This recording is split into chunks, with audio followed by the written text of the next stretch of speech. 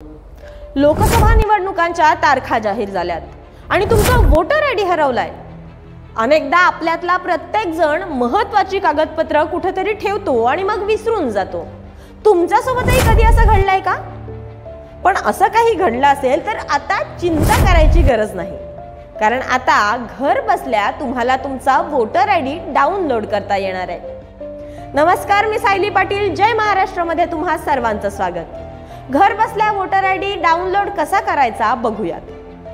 तुमचा voter ID online download करण्यासाठी प्रथम तुमच्या लॅपटॉप किंवा फोन मध्ये खाली दिलेल्या नेशन वोटर सर्व्हिस पोर्टलवर जा। यानंतर या पोर्टलच्या उजव्या बाजूला दिसणाऱ्या EPIC डाउनलोड पर्यायावर क्लिक करा। पुढील विंडोवर तुम्हाला लॉग इन पेज दिसेल।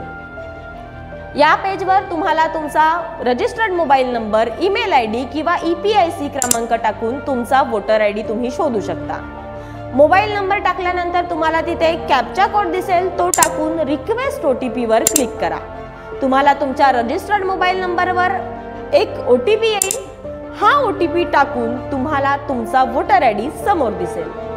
त्यानंतर तिथे दिसणाऱ्या डाउनलोड पर्यायावर क्लिक करून तुम्ही तुमचा वोटर आयडी डाउनलोड करू शकता। अशाच नवनवीन माहितीसाठी पाहत रहा जय महाराष्ट्र। धन्यवाद।